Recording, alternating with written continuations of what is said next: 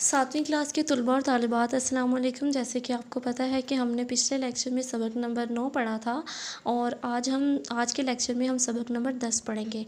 सबक के उन्वान को सबसे पहले देखते हैं, कौमी परचम के आदाब। कौमी परचम से मुराद हमारा सब्ज़ हिलाली परचम और आदाब हैं इसके कुछ, इसको रखने के तरीके और इसको लहराने के तरीके। क्या इसमें आदाब हैं इसके, हम किस तरह से अपने वतन का इज़्ज़त और एहतराम सरअंजाम दे सकते हैं।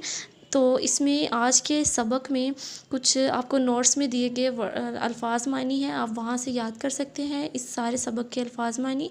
और इस सबक में जो है वो एक मुकालमा है। मुकालमा मैं आपको बताती चलूँ कि मुकालमा क्या होता है। मुकालमा दो या दो से ज़्यादा लोगों के दरमियान जो गुफ्तगू है उसको मुकालमा कहेंगे। तो कम से कम दो लोगों का होना लाजमी है, वरना दो से ज़्यादा लोग भी हो सकते हैं। यहाँ आप देख सकते हैं तस्वीर पर आयज़ा और उसकी अम्मी, इन दोनों के दरमियान जो भी गुफ्तगू हुई वो इस मुकालमे का हिस्सा है। आयज़ा 14 अगस्त का दिन है। आयज़ा ने पूछा, कुछ सवालात किए और आगे आयज़ा की अम्मी जो हैं वो उसका जवाब देती हैं।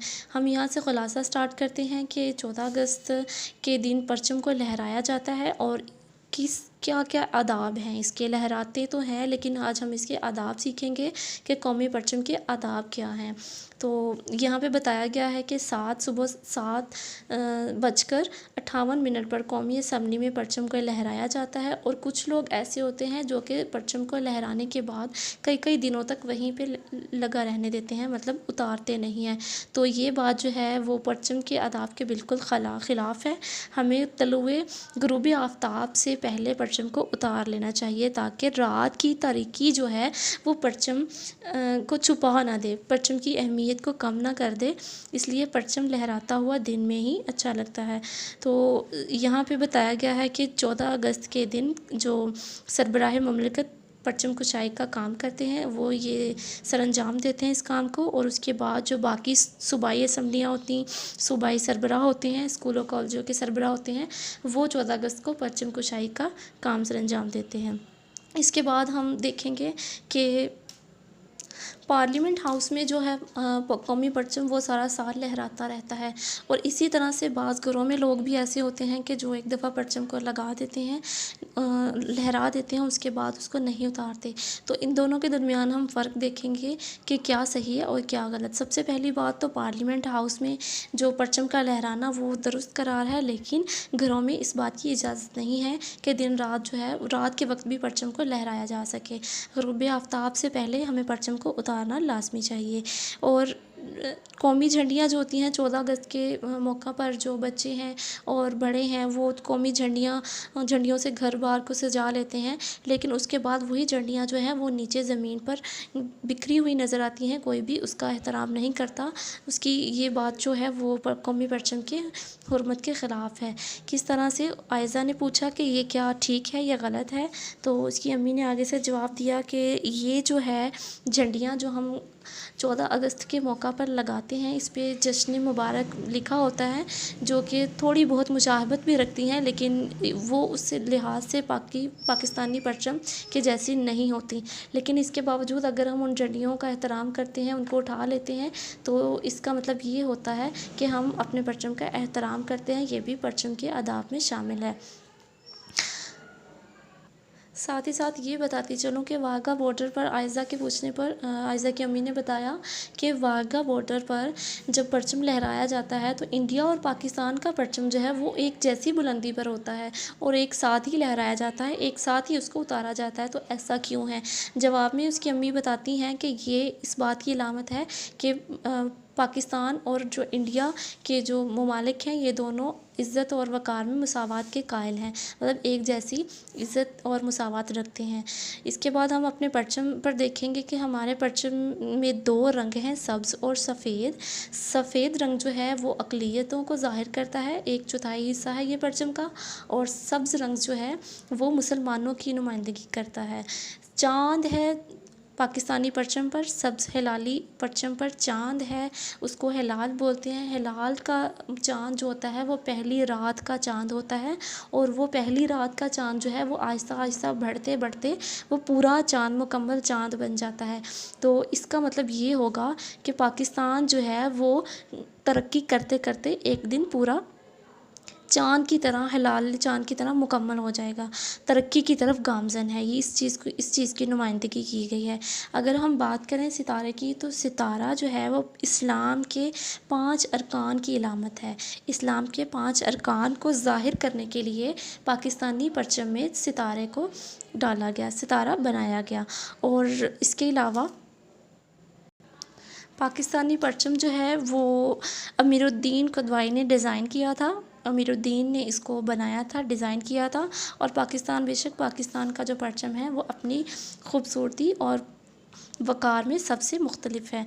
अब हम इसकी मश्क की तरफ आते हैं कि इसकी मश्क में क्या है। सबसे पहले तो दर्ज ज़ैल सवालात के मुख्तसर जवाब दें। सवालात के जवाबात आपको नोट्स में दिए जा चुके हैं, आप वहाँ से इनके जो जवाबात हैं याद कर सकते हैं। सबक के मुताबिक दुरुस्त जवाब पर टिक का निशान लगाएं। 14 अगस्त की सुबह पार्लियामेंट हाउस में कौमी तराना पढ़ा जाता है 8 बजे। 8 बजे कौमी तराना पढ़ा जाता है और 7:58 पर परचम कुशाई की रस्म की जाती है। मुल्क की सलामती, आज़ादी और ख़ुददारी की इलामत है पार्लियामेंट हाउस। कौमी परचम का डिज़ाइन तैयार किया कायद आज़म ने, चौधरी रहमत अली ने, लियाकत अली ख़ान ने, अमीरुद्दीन कुदवाई ने। तो आखिरी वाला जो ऑप्शन है वो बिल्कुल ठीक है। कौन सा बयान दुरुस्त है? अब हम देखेंगे कि इन दोनों में से कौन सा बयान दुरुस्त है। परचम कुशाई के वक्त बावर्दी लोग होशियार और बाअदब हो जाते हैं। परचम कुशाई के वक्त बावर्दी लोग इसे सैल्यूट करते हैं। तो जब ये बॉर्डर पर या पार्लियामेंट हाउस में जब भी परचम कुशाई की जाती है तो बावर्दी लोग जो है खड़े हो जाते हैं उसके आदाब में और उसको सैल्यूट भी करते हैं। दर्ज झैल अल्फाज को जुमलों में इस्तेमाल करें। कुछ अल्फाज हैं जो आप अपने जुमलों में इनको इस्तेमाल करेंगे। परचम, आदाब, आज़ादी, दलील, अक्सरियत, गामज़न। दर्ज झैल वाहिद अल्फाज की जमा और जमा के वाहिद लिखें। आपके लिए मैंने ये जो टेबल है इसको कंप्लीट किया है, इस कॉलम को। ऐलान, ऐलानात, वक्त, औकात, जहन, जहानत, अलामत, अलामात, तकारीब, तकरीब, आदाब, अदब, अमारात, अमारत, अक़वाम, कौम। अब आते हैं कॉलम अलिफ और बे में रब्त पैदा करते हैं। इन दोनों को हम आपस में मिलाएंगे। कौमी आज़ादी 14 अगस्त। कौमी परचम का डिज़ाइन हमने जैसे कि पहले पढ़ा, अमीरुद्दीन। वाहिका बॉर्डर। परचम कुशाई की तकरीब, सफ़ेद रंग अक़लियतों की अलामत, गैर मुस्लिम लोगों की अलामत। पाकिस्तान में गैर मुस्लिम लोग भी आबाद हैं। पार्लियामेंट हाउस, मुकन्ना का मरकज़, रंगारंग झंडियाँ। सबक के मुताबिक दुरुस्त बयान के सामने सही और गलत के सामने गलत लगाएं। तो ये सवाल आप ख़ुद से हल करेंगे। अगले सफ़े पर आते हैं। दर्ज झैल अल्फाज में से मुज़क्कर और मुअन्नस अलग अलग करें। तकरीब, गुलबा, एहतमाम, तौहीन, इनाकात, दलील। तो इसमें से आप मुज़क्कर और मुअन्नस को अलग अलग करेंगे। आगे बढ़ते हैं। तजनीस, तो हम देखते हैं कि तजनीस क्या है। जब दो अल्फाज तलफ़्फ़ुज़ में मुशाबा मगर मानी में मुख्तलिफ हों और इनके अज्ज़ा भी मुशाबत हों तो इसमें इस सिफ़त को तजनीस कहते हैं। मतलब जब तलफ़्फ़ुज़ एक जैसा हो लेकिन अल्फाज मायनी मुख्तलिफ हों और अल्फाज भी कुछ मुशाबत रखते हों तो उसको हम तजनीस बोलेंगे। जैसे कल हादसे से किसी पहलू कल नहीं पड़ती। ज़मीन पर पड़ा हुआ नज़र आया। इन मिसालों में कल इसमें ज़र्फ़े ज़मा और कुल चैन इसमें मुअन्नस है। पर हरुफ और पर इस्म है। ज़मीन पर पड़ा हुआ नज़र आया। ठीक है। इन मिसालों में अब हमने देख लिया कि तजनीस का अमल किस तरह से दोहराया गया है। पहलू कल, ठीक है। और यहाँ पे पर ज़मीन के ऊपर, और पर जो दूसरे वाला होता है। ज़ैल में दिए गए अल्फाज के जुमले इस तरह बनाएं कि इनकी तजनीसी सिफ्त वाज़ह हो जाए। आप यहाँ से मदद लेकर यहाँ जुमले बनाएंगे, ठीक है। तो तलबा आज के सबक में हमने सीखा कि परचम, कौमी परचम के आदाब क्या हैं। कौमी परचम हमारा सबसे लाली परचम, हम इसके कैसे आदाब को सरंजाम दे सकते हैं। इसके आदाब सीखे, इसके परचम का डिज़ाइन किसने किया ये सीखा। और इसके अलावा हमने सीखा कि परचम कुशाई का वक्त कौन सा होता है और परचम को किस वक्त उतार लेना चाहिए। अल्फाज मायने सीखे और इसकी मश्क की। मिलते हैं अगले लेक्चर में, तब तक के लिए अल्लाह हाफ़िज़।